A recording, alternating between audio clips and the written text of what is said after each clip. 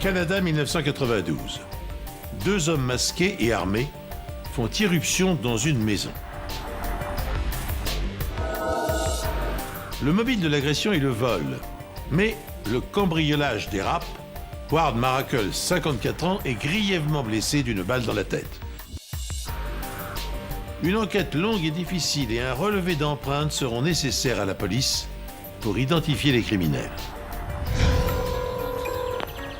911 emergency. I can't find my daughter. À Spokane, dans l'État de Washington, Valérie Jackson, 9 ans, disparaît sans laisser de traces. Elle est recherchée partout, y compris dans les zones montagneuses et boisées. Pour la retrouver, la police va avoir recours à une technologie que l'on ne trouve qu'à des milliers de kilomètres de la surface de la Terre, dans l'espace.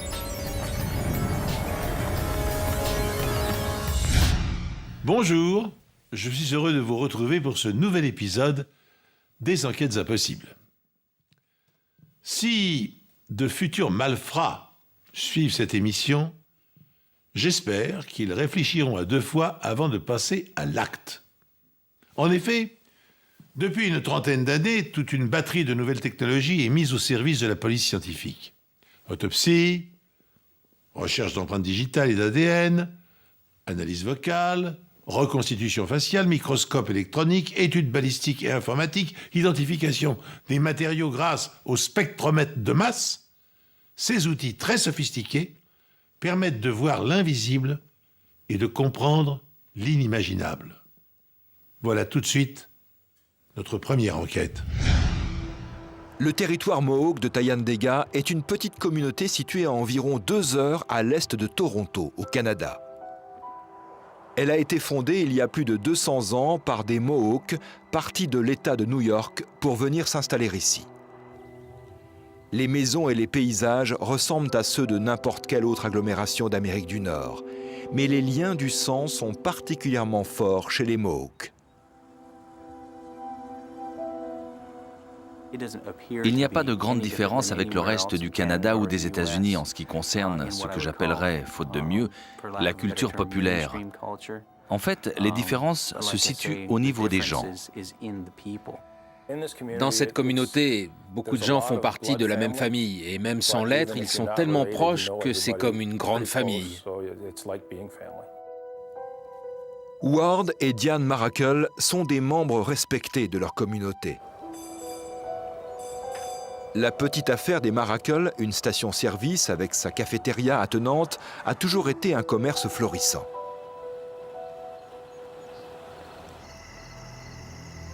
La nuit, chez eux, ils gèrent aussi un service d'encaissement de chèques pour ceux qui n'avaient pas de carte bancaire.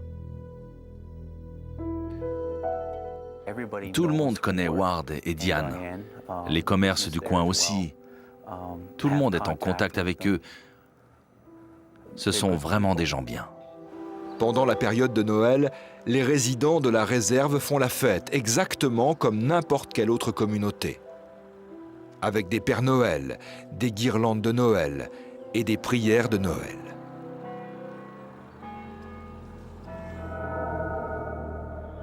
Mais au petit matin du 30 décembre 1992, la fête va soudain tourner au drame.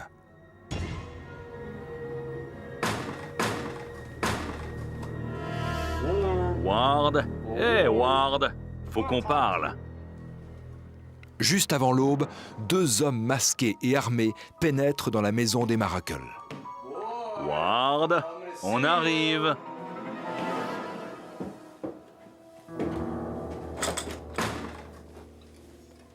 Ils montent dans la chambre et leur demandent de l'argent. File-moi le blé.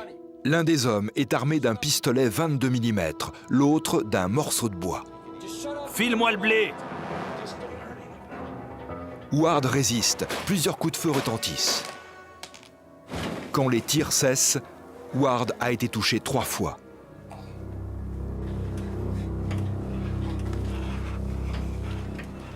Le second cambrioleur entraîne la femme en bas.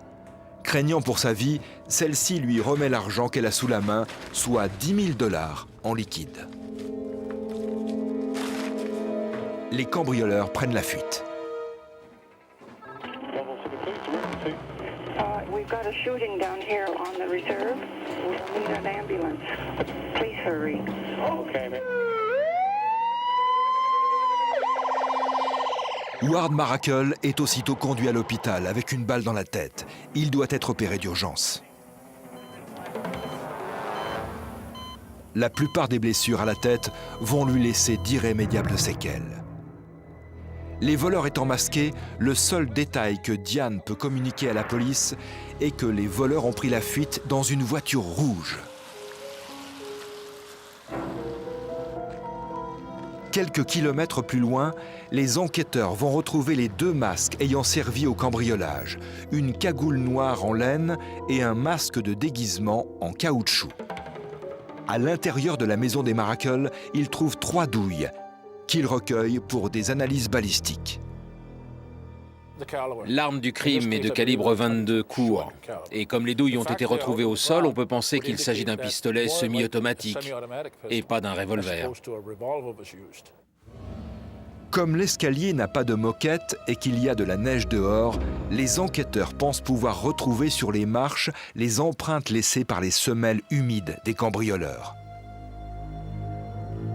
L'escalier est passé à la poudre à empreinte digitale et aussitôt, une empreinte de semelle de basket apparaît clairement.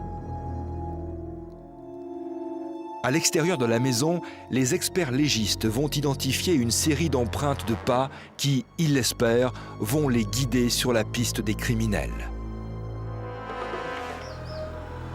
En pleine période des fêtes de Noël de l'année 1992, les résidents du territoire Mohawk de Thayendanegea apprennent la terrible nouvelle.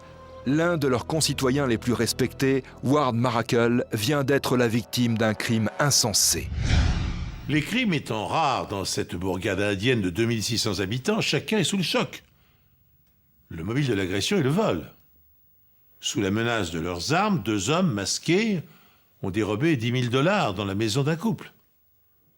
Tandis que les amis de Ward Maracle retiennent leur souffle, espérant qu'il survivra à ses blessures, les enquêteurs analysent les indices qu'ils ont collectés.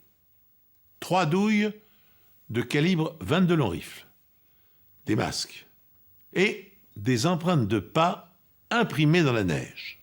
Même incomplètes, les traces de semelles peuvent se révéler très bavardes en indiquant un début de profil physique des suspects. Les signes de pression donnent aussi des indications sur leur déplacement. Marchaient-ils ou couraient-ils? Ont-ils marqué des pauses? On distingue 2 types de bases de données d'empreintes de chaussures.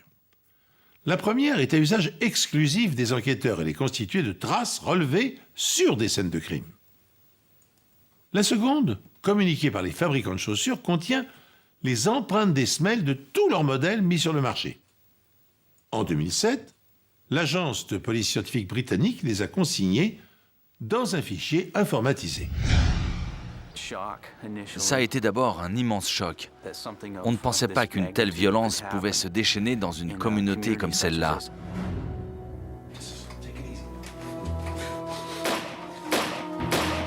Ward Maracle reçoit 3 balles tirées d'un pistolet de calibre 22.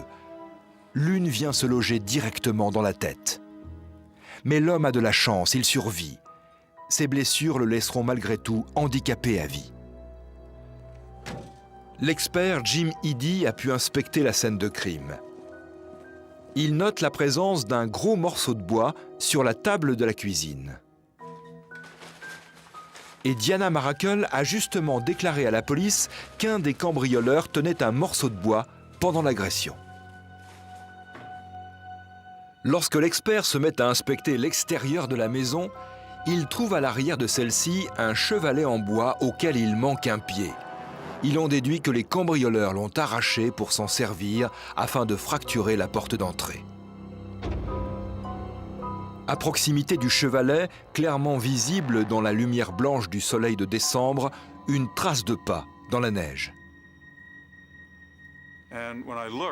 Quand j'ai vu les traces de pas dans le périmètre du chevalet, ça m'a convaincu que quelqu'un était allé derrière la maison pour prendre le chevalet et en arracher le pied. C'était potentiellement une importante pièce à conviction. Jim Eady comprend qu'il doit agir vite avant que la neige ne fonde et que d'autres personnes viennent piétiner la scène de crime. Il commence par photographier les empreintes. Ces clichés pourront être utiles, particulièrement si, pour une raison ou une autre, il ne parvenait pas à mouler les empreintes. Il court ensuite jusqu'à son camion où il prend du matériel de moulage. Plusieurs techniques permettent de mouler une empreinte de pas dans la neige, mais si vous ne choisissez pas la bonne, vous risquez de l'effacer définitivement. La neige pose des problèmes, car si on utilise des matériaux de moulage classiques comme le plâtre dentaire, ça pèse vraiment très lourd. Le plâtre dentaire, c'est dur comme de la pierre, et quand vous le posez sur la neige, celle-ci a tendance à s'affaisser sous son poids. L'agent Jim Eady opte pour la technique dite du moulage au soufre. Sur un petit brûleur, il fait chauffer le soufre dans une casserole.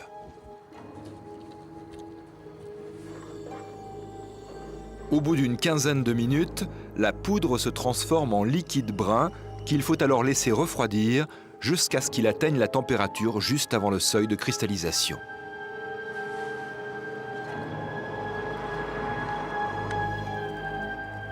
Lorsqu'il est versé sur la neige, le soufre se cristallise aussitôt à son contact et en durcissant, révèle les détails importants nécessaires à l'identification.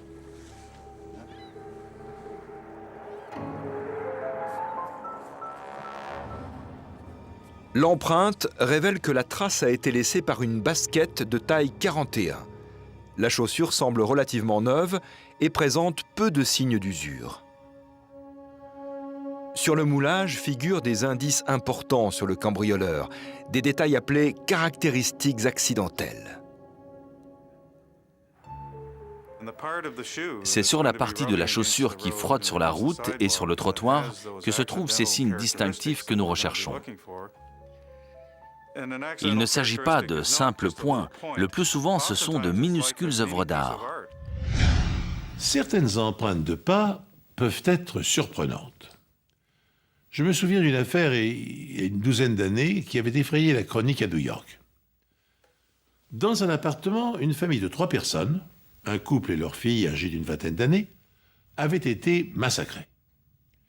Le lustre du salon avait été arraché et dans les mares de sang qui maculaient le sol, les enquêteurs avaient retrouvé des empreintes de pieds de gorilles. Cette découverte soulevait bien des questions, plus absurdes les unes que les autres. Comment un singe de cette taille avait-il pu se déplacer librement dans la ville?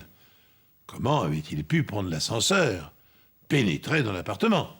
Après avoir analysé la scène de crime, les policiers avaient conclu que l'auteur du triple homicide avait vraisemblablement revêtu un costume de carnaval avant de pénétrer dans l'appartement.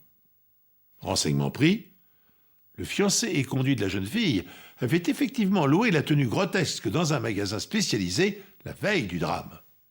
Les pieds en caoutchouc du costume contenant encore de minuscules traces de sang correspondant à l'ADN des victimes, les policiers purent l'inculper et le faire condamner. Mais, dans l'affaire qui nous concerne, les enquêteurs seront-ils aussi chanceux? Les experts remarquent 3 petites entailles sur la semelle, comme si le porteur de la chaussure avait posé le pied sur un petit morceau de câble.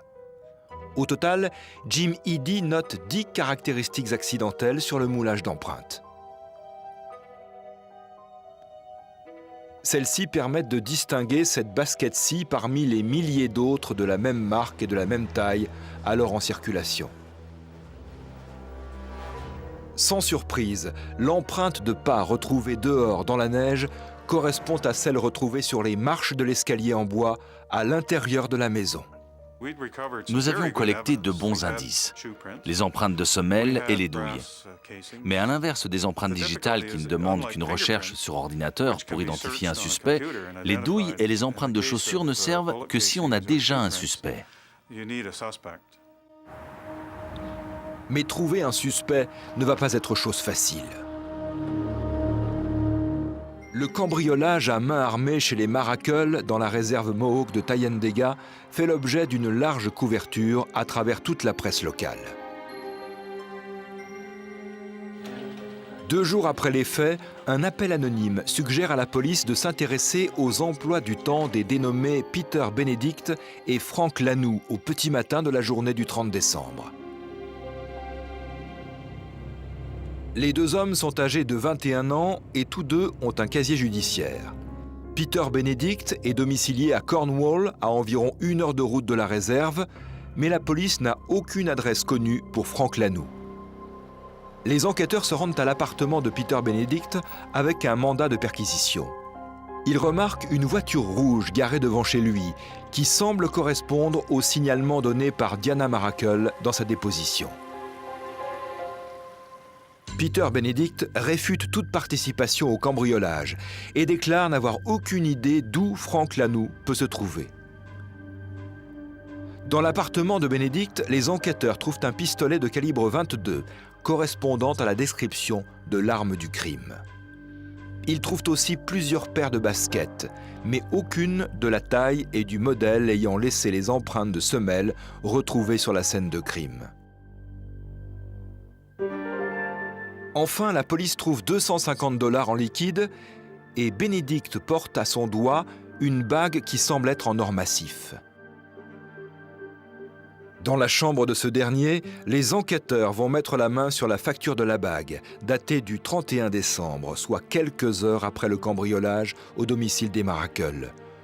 Le règlement de 1 100 $ a été effectué en liquide dans une bijouterie d'Ottawa.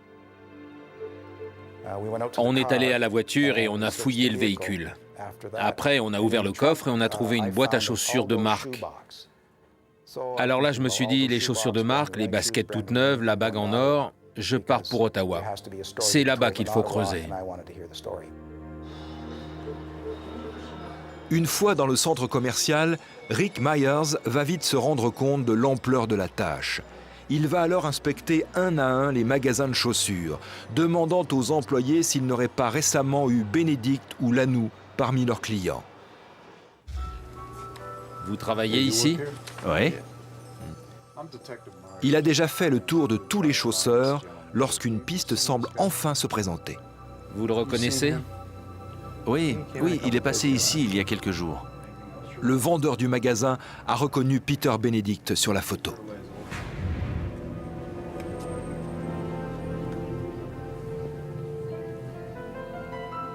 Il déclare lui avoir vendu une paire de chaussures de course quelques jours plus tôt. Il se souvient aussi que Benedict est parti directement du magasin avec ses baskets neuves aux pieds et qu'il a laissé les vieilles sur place. Il a remis ses vieilles chaussures au vendeur pour qu'il les jette et il est reparti avec les neuves. J'ai demandé au vendeur s'il était possible de les récupérer, mais il m'a répondu que non, que les poubelles étaient vidées tous les vendredis.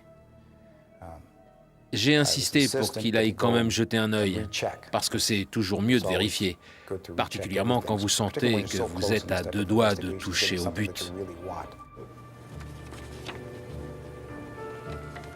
Heureusement pour les enquêteurs, les poubelles sont encore là. Et dans la benne, le vendeur a pu récupérer la paire de baskets abandonnée par Benedict.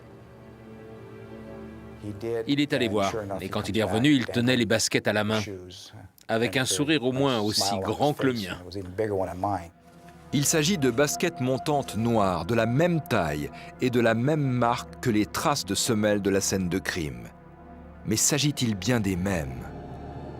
Quand Jim Eddy analyse les chaussures récupérées dans la benne à ordures, il identifie 10 caractéristiques accidentelles, exactement les mêmes en termes d'emplacement, de forme et de taille que celles identifiées sur les empreintes de pas laissées dans la neige et dans l'escalier.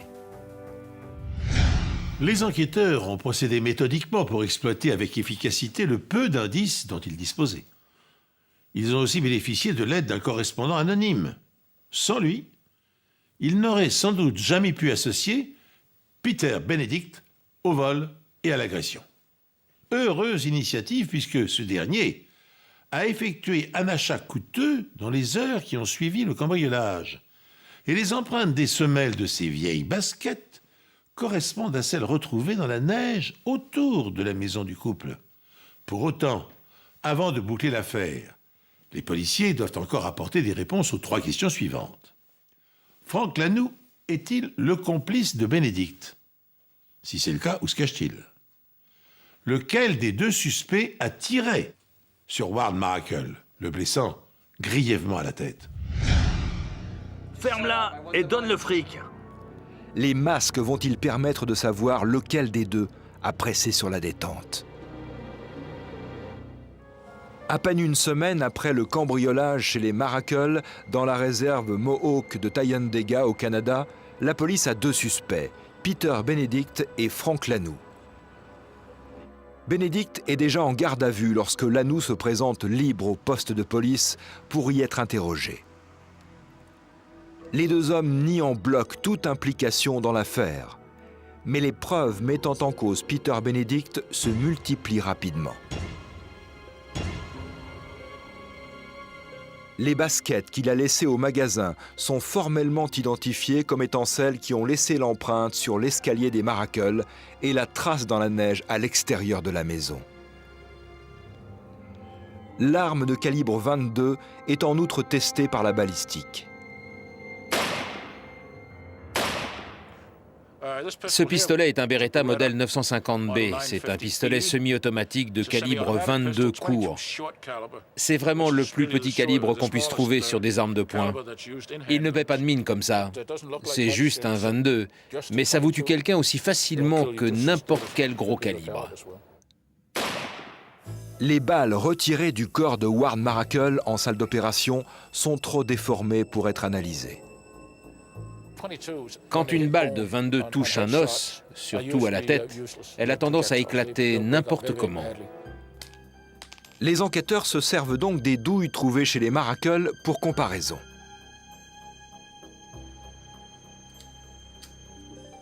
L'arme de Benedict est testée dans le laboratoire de balistique. Lorsqu'on appuie sur la gâchette, le percuteur frappe l'amorce qui allume la poudre, propulsant la balle à travers le canon. Dans le même temps, les douilles usagées sont éjectées vers l'arrière avec la même force. Tout comme la balle est marquée par son passage dans le canon, la douille porte les traces laissées par les mécanismes de tir et de chargement de l'arme dont elle a été éjectée. Les marques laissées par un percuteur sont aussi uniques que des empreintes de doigts. Et les marques de percuteurs identifiées sur les douilles issues du test de tir réalisé avec le pistolet de Benedict sont identiques à celles des 3 douilles retrouvées au domicile des Maracle. Au final, c'est toujours l'observation, l'habitude et l'expérience qui permettent d'arriver à une conclusion. Et en l'occurrence, ce que j'ai vu et ce que mes prédécesseurs ont vu disait « Oui, ces douilles proviennent de balles tirées avec cette arme et aucune autre ».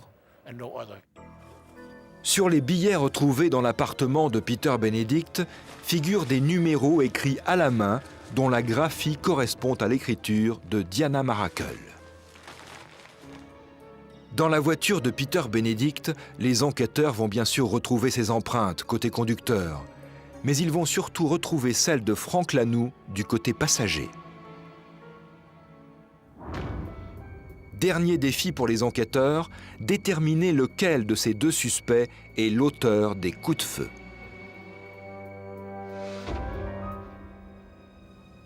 D'après le témoignage de Diana Maracle, l'homme au pistolet portait la cagoule en laine et celui qui portait le masque en caoutchouc tenait le morceau de bois. Les scientifiques ont pu identifier des traces de salive et de mucus à l'intérieur des masques. Et à partir de là, ils sont en mesure d'établir le profil ADN des individus qui portaient les masques. En les comparant ensuite à ceux de Frank Lanoux et de Peter Benedict, la police parvient à déterminer que l'ADN de Peter Benedict correspond à celui trouvé à l'intérieur du masque en caoutchouc et que celui de Frank Lanoux correspond à l'ADN trouvé dans la cagoule. L'auteur des tirs était par conséquent Frank Lanoux. Lorsque Benedict et Lanoux réalisent l'importance des preuves qui pèsent contre eux, ils décident de plaider coupables de voies de fait aggravées et de vol qualifié.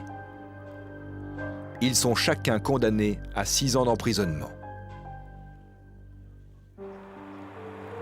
Ward Maracle finira par récupérer de ses blessures après une longue et difficile rééducation. D'après les rapports publiés, il souffrirait encore des séquelles de sa blessure par balle à la tête. Diana et lui vivent et travaillent toujours dans la réserve Mohawk. Mais il refuse toujours de revenir sur ce qui s'est passé au matin de cette journée du 30 décembre 1992.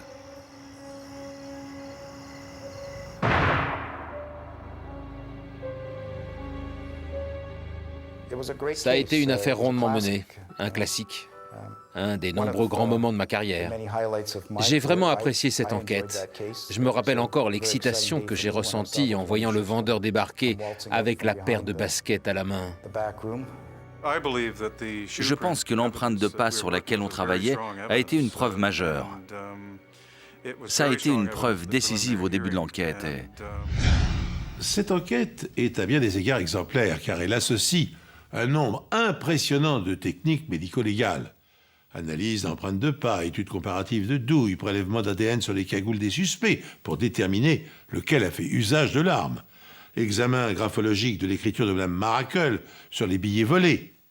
Néanmoins, si cette démarche scientifique ne s'était pas accompagnée d'une enquête policière traditionnelle, appel à témoins, perquisition, interrogatoire, les malfrats n'auraient sans doute jamais pu être appréhendés. Il est ainsi réconfortant de penser que pour remplir leur mission avec efficacité, les Sherlock Holmes, les Hercule Poirot ou les commissaires Maigret d'aujourd'hui ont ajouté à leur talent ceux des experts en balistique, des biologistes et des spécialistes en empreintes de pas.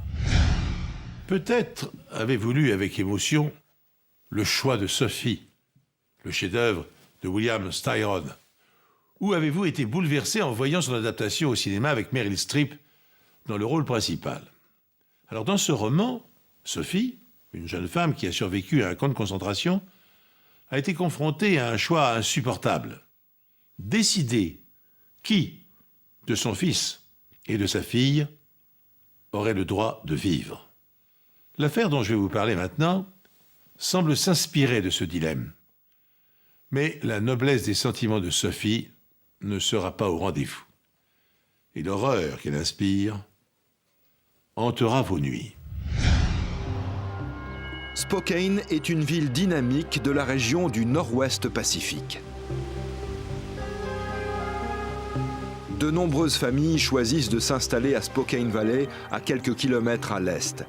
Cette ville abrite de bonnes écoles et le taux de criminalité y est très bas. On s'y sent en sécurité. C'est ici que vivent Brad Jackson et sa fille Valérie, dans une maison qu'il partage avec les parents de Brad. Jackson élève seul sa fille, car sa mère, Rosanne, a mystérieusement disparu 7 ans auparavant. Elle avait des problèmes de drogue. En octobre 1999, Valérie vient d'avoir 9 ans. C'est une élève éveillée de CM1. Elle fréquente l'école élémentaire McDonald, située non loin de chez elle. C'était une petite fille pleine de vie. Si des enfants se disputaient, elle s'en mêlait pour essayer d'arranger les choses. C'était une enfant merveilleuse. Elle n'avait jamais de problème. Le lundi 18 octobre commence comme une journée ordinaire, jusqu'à ce qu'un événement dramatique se produise. My location of your emergency. I can't find my daughter. Okay, how old is she? 9? Okay. She didn't go to school today? No, we're just getting ready to go, and she went outside to play for a while because she was done early. And I can't find her. She's a white female? Yes, little redhead. Jackson dit que sa fille jouait avec le chien dans le jardin à l'arrière de la maison, pendant qu'il s'occupait de la lessive au sous-sol.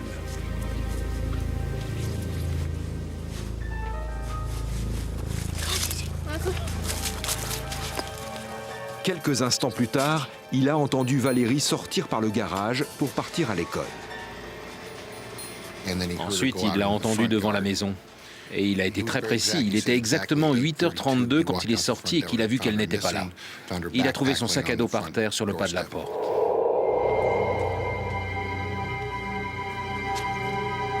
Valérie? Allez Valérie, où es-tu? Il cherche désespérément sa fille dans tout le voisinage, avant d'appeler la police. Okay, what is she wearing? She's got blue jeans with a dark blue down the side, purple socks, coat bright pink, with I think there's like little blue flowers on it. La police se mobilise, ainsi qu'un grand nombre de voisins. Je suis arrivée chez moi à 9h. Et 5 minutes après, ma belle-mère m'a appelée pour me dire qu'une petite fille rousse avait disparu à Blossy. J'ai compris tout de suite qu'il s'agissait de Valérie. Alors je me suis précipitée là-bas. Brad était devant sa maison. Je l'ai pris dans mes bras et je lui ai dit « Viens, on va la chercher ». Normalement, quand un enfant disparaît, on le retrouve dans la maison ou chez un copain en train de jouer. Et ça arrive dans les 45 minutes qui suivent ou 1 heure après, au maximum. Mais la petite fille est introuvable. La grand-mère de Valérie lance un appel à la télévision pour qu'elle revienne saine et sauve. S'il vous plaît, qui que vous soyez, rendez-la nous saine et sauve. Valérie, nous continuons de te prendre dans nos bras et de t'embrasser tous les soirs, même si tu n'es pas à nos côtés. Alors que les recherches se poursuivent, les voisins se mettent à appeler la police pour leur fournir des pistes. Malheureusement, aucune de ces pistes ne se révèle concluante et l'inquiétude envahit peu à peu ce quartier paisible. Tout le monde avait peur. On ne laissait plus nos enfants aller à l'école tout seuls. On ne voulait pas qu'ils disparaissent à leur tour. Depuis que Valérie Jackson s'est volatilisée, un vent de panique souffle sur la petite ville de Spokane Valley. Les parents interdisent à leurs enfants de sortir seuls et redoublent de précautions. La fillette de 9 ans a-t-elle été enlevée et est-elle détenue quelque part? Ou a-t-elle été agressée par un prédateur? Les policiers n'ignorent pas que dans ce genre d'affaires, le temps joue en leur défaveur. Chaque heure, chaque jour qui passe, diminue les chances de la retrouver saine et sauve. C'est pourquoi chacun sa affaire. On placarde des affiches sur les devantures des magasins et sur les pare-brises des voitures. On diffuse sa photo à la télévision et sur Internet. Et les journaux locaux se mobilisent pour recueillir la moindre information la concernant. En tant que parent, on se sent concerné. J'ai moi-même un enfant du même âge, et parmi les habitants, il y avait un individu en liberté qui s'en prenait à nos enfants. Il est possible que Valérie ait été enlevée par un inconnu, mais le passé de la famille Jackson suggère une autre hypothèse. Sa mère a été portée disparue depuis 1992. Donc soit sa mère ou quelqu'un agissant pour son compte avait pu enlever Valérie. Mais cela fait 7 ans que personne n'a entendu parler de la mère de Valérie, Rosanne Pleasant. Le frère de Rosanne ne pense pas qu'elle soit impliquée dans cette disparition et il accuse Brad d'être le responsable. On pensait qu'il l'avait vendu à un réseau pornographique pour se faire de l'argent. Il récoltait de l'argent pour une récompense. Alors on s'est dit qu'une fois qu'il aurait obtenu une certaine somme, il pourrait très bien s'en servir pour rembourser une dette. Il avait peut-être des problèmes de drogue, on ne sait pas. La police fouille la maison des Jackson à la recherche d'indices. Il y a des taches de sang sur l'oreiller de Valérie. Brad Jackson dit à la police que sa fille a saigné du nez la nuit précédant sa disparition. La police découvre aussi une ordonnance pour des antidépresseurs destinés à Valérie. Elle apprend que la petite fille recevait une aide psychologique à cause de la relation houleuse qu'elle avait avec Danette Schroeder, la petite amie de son père. Danette et Valérie se disputaient souvent violemment. La jeune femme a suggéré à Jackson que sa fille suive une thérapie et des antidépresseurs lui ont alors été prescrits. Les experts scientifiques découvrent un autre indice dans le lit de la petite fille. 2 poils roux. Les analyses révèlent qu'il s'agit de poils pubiens et ils pourraient appartenir à Brad Jackson. Ce type de poils a très bien pu se retrouver à la suite d'un banal transfert. Leur présence peut être insignifiante, mais elle peut aussi suggérer des abus sexuels. La police trouve également étrange que Jackson se rappelle en détail ce que portait sa fille quand elle a disparu. C'est en effet plutôt inhabituel dans ce genre de situation. Il savait exactement ce que Valérie portait. Il a été capable de tout décrire à la police, jusqu'à préciser qu'elle avait des chaussettes violettes. Valérie saignait effectivement souvent du nez. Pourtant, les enquêteurs ne trouvent aucun autre indice dans la maison pour corroborer la version de Brad Jackson. On n'a trouvé aucun indice dans la maison, en dehors de l'oreiller qu'elle avait taché en saignant du nez. Rien qui montre qu'elle s'était essuyée avec du papier toilette, une serviette ou quoi que ce soit d'autre. Munis d'un mandat, les enquêteurs saisissent le pick-up et la voiture du suspect. Mais aucun indice n'est découvert dans les véhicules. 2 semaines après la disparition de Valérie, les habitants de Spokane Valley organisent une veillée en priant pour que la petite fille revienne saine et sauve. À ce moment-là, peu de gens savent que son père est suspecté par les enquêteurs. Il m'a dit qu'il savait qu'il était suivi par les camions de la télévision, que des voisins le suivaient tout le temps, qu'il devait constamment les semer. Il était devenu paranoïaque à ce sujet. Pourtant, la police, elle, ne suit pas Brad Jackson. Pourquoi? Parce qu'elle n'en a pas besoin. Lorsque les enquêteurs ont examiné les véhicules de Brad Jackson, ils en ont profité pour poser des balises GPS.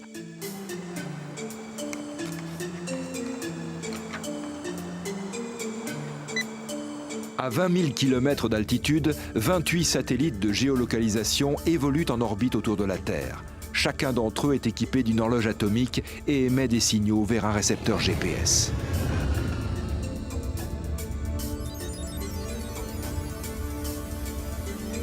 Le récepteur GPS calcule les distances parcourues et le temps de parcours des signaux émis par les satellites.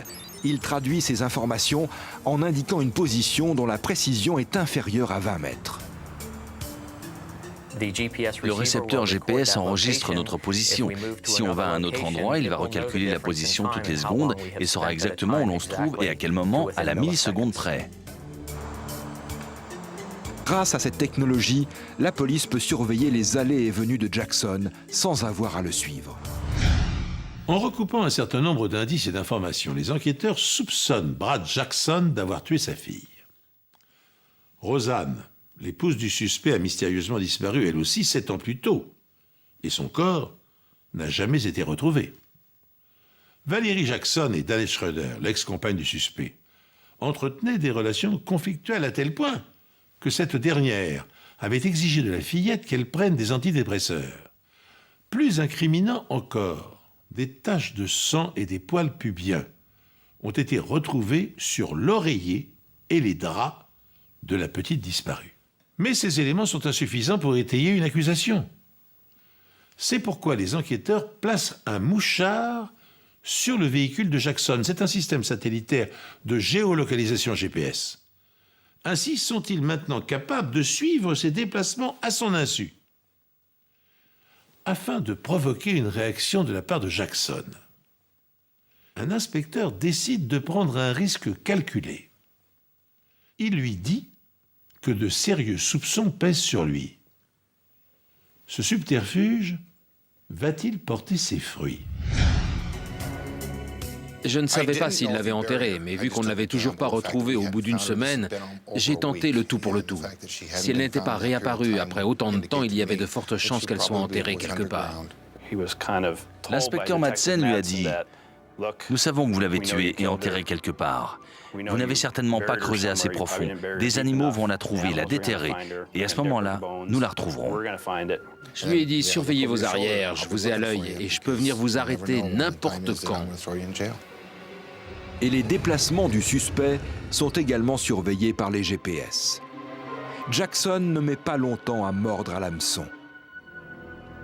Le système GPS indique qu'il a parcouru 95 km jusqu'à une zone d'exploitation forestière isolée et qu'il y est resté 44 minutes.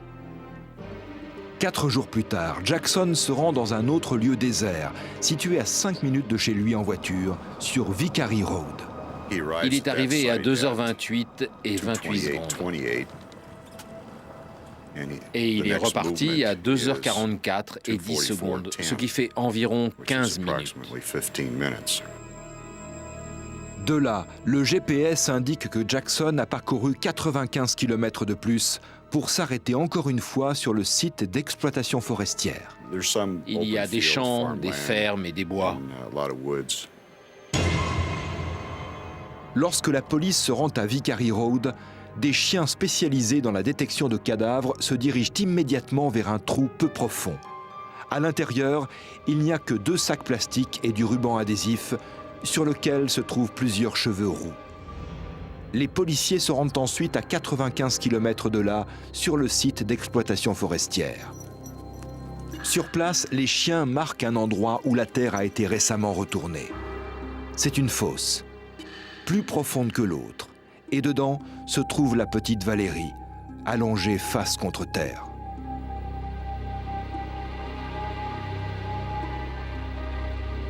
Le piège des enquêteurs a fonctionné. Ils ont suffisamment effrayé Jackson pour qu'il décide de creuser un trou plus profond afin d'enterrer le corps de sa fille.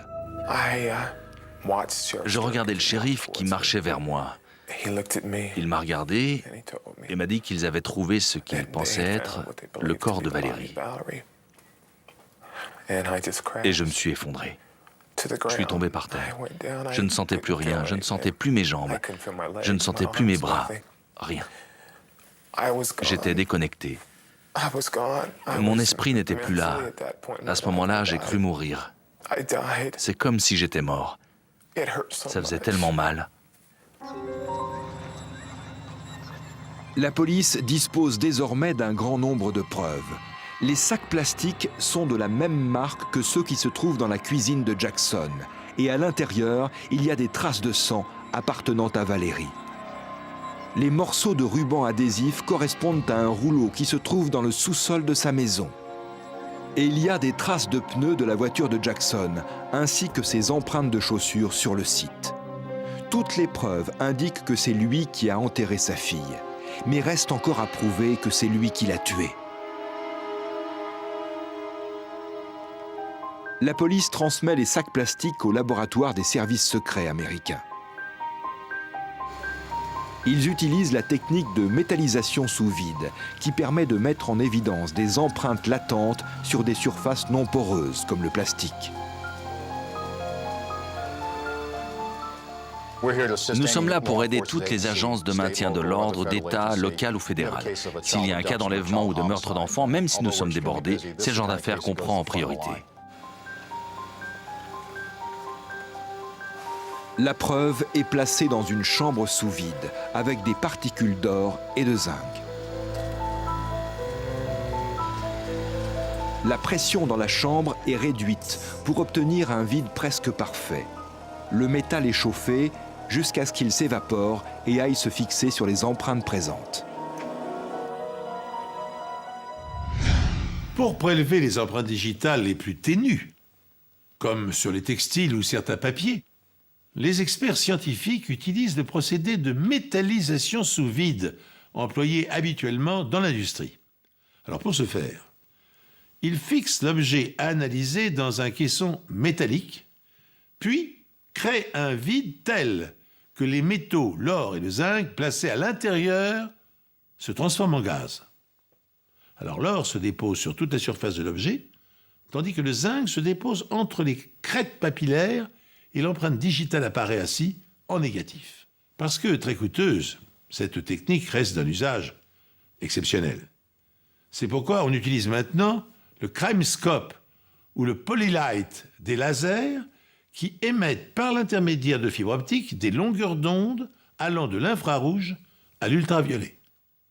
Après obscurcissement de la pièce, les empreintes papillaires apparaissent en fonction de la variation du spectre électromagnétique. L'analyse est concluante. Des empreintes digitales sont découvertes à l'intérieur des sacs plastiques et sur le ruban adhésif. Il s'agit de celles de Brad Jackson. Le médecin légiste ne constate aucune trace d'abus sexuel sur le corps de Valérie, mais elle a plusieurs ecchymoses sur le visage et sur le nez. La façon dont elle est morte n'est plus un mystère.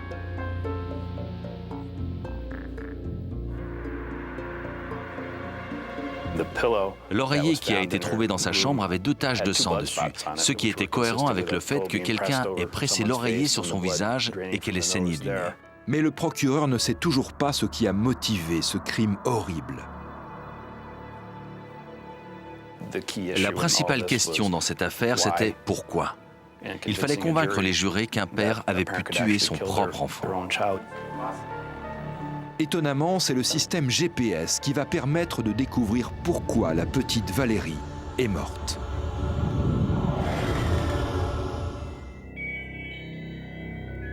Presque un an après la disparition de Valerie Jackson, son père est jugé pour son meurtre. Guidés jusqu'au corps grâce au système GPS, les enquêteurs ont été capables de retracer les événements.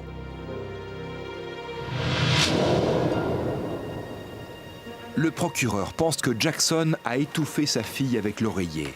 C'est à ce moment-là que la petite fille a saigné du nez.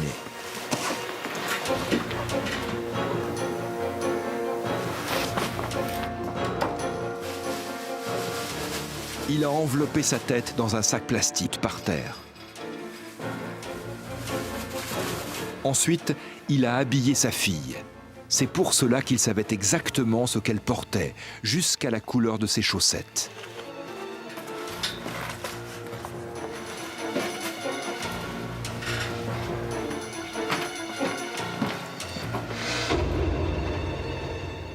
Jackson a conduit jusqu'à Vickery Road, à 5 minutes de chez lui, jusqu'à un endroit connu pour être une zone de chasse.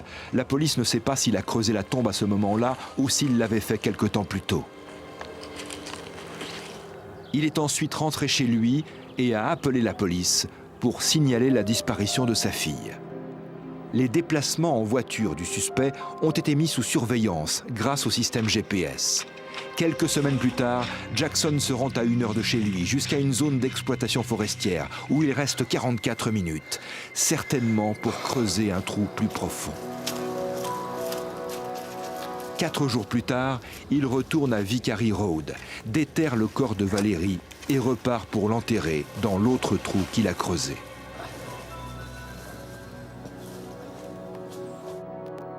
Mais pourquoi Jackson a-t-il tué sa fille ? C'est le système GPS qui va fournir la réponse. Alors qu'il faisait des allées et venues pour enterrer le corps de sa fille, Jackson n'a pas cessé de se rendre au domicile de son ancienne petite amie, Danette Schroeder. Même s'ils étaient séparés, Jackson continuait de la suivre. Il était carrément obsédé par cette femme.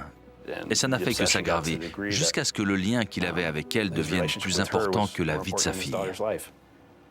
Je pense qu'il était arrivé à un point où il avait compris que Valérie ne changerait pas d'avis sur Danette. Et comme il voulait absolument Danette, Valérie était devenue encombrante. La première chose que Brad Jackson ait faite après son arrestation, c'est d'appeler Danette Schroeder de la prison pour la demander en mariage. Sa première réaction à elle a été de changer les serrures de sa maison. Le procureur Jack Driscoll a fait de cette enquête une affaire personnelle. C'est un père. Il était censé protéger son enfant. Il était censé veiller sur elle et il a fini par la tuer. Il l'a enterrée face contre terre dans un trou, comme s'il n'en avait rien à faire. Son crime m'a profondément indigné. Il fallait que je m'occupe de cette affaire. Il le fallait. Jackson, avez-vous reçu la copie du document avec votre motif d'inculpation, meurtre avec préméditation? Qu'allez-vous plaider dans cette affaire? Non coupable. Lors de son procès, Brad Jackson ne nie pas avoir creusé les trous pour enterrer Valérie. Mais il prétend que la mort de sa fille était un accident, qu'il l'a découverte après une overdose de médicaments. Il a pensé qu'on le rendrait responsable, il a paniqué et a décidé de l'enterrer.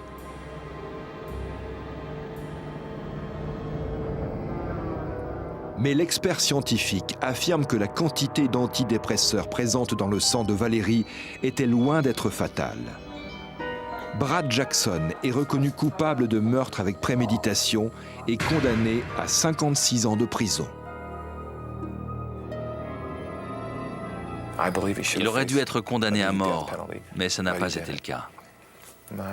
Je pense que n'importe quel individu qui tue un enfant devrait être condamné à mort. Il devrait cesser de vivre. J'espère qu'il ne sortira jamais de prison et qu'il nous dira où se trouve Roseanne Pleasant. Il est fort possible que Brad Jackson ait tué la mère de Valérie, Roseanne Pleasant, mais la police n'a aucune preuve. Elle avait très peur de lui.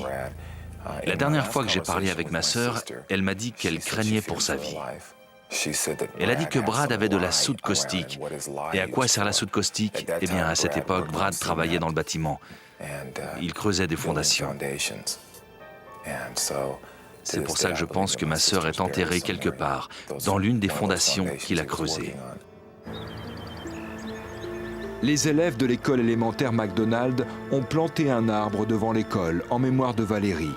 C'est maintenant un arbre magnifique et en pleine santé, comme aurait dû le devenir cette adorable petite fille. Ainsi se termine cette pitoyable affaire. Brad Jackson finira certainement ses jours derrière les barreaux. Dans son esprit sans doute dérangé, il avait mis en balance la vie de sa fille et l'amour de sa compagne. Il s'était lui-même acculé à faire un choix impossible, estimant que l'affection de Danette Schroeder lui reviendrait si sa fille venait à disparaître. Prisonnier de cette logique absurde, il est passé à l'acte. Avant l'ouverture du procès, Jim Kahn, l'avocat de Jackson, avait récusé le tribunal, le juge, les jurés, estimant que compte tenu du climat passionnel régnant dans la ville, l'impartialité de la justice ne pouvait pas être assurée.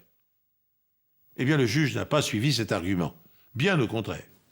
Le deuxième jour du procès, il a contraint le jury à se rendre sur la tombe de la fillette afin que chacun puisse voir dans quelles conditions Jackson s'était hâtivement débarrassé de son corps. Invitée à témoigner à la barre, Danette Schroeder a confirmé qu'après sa rupture avec Jackson, elle avait décliné son offre de mariage. Et puis, en proie à une vive émotion, elle a quitté le prétoire précipitamment.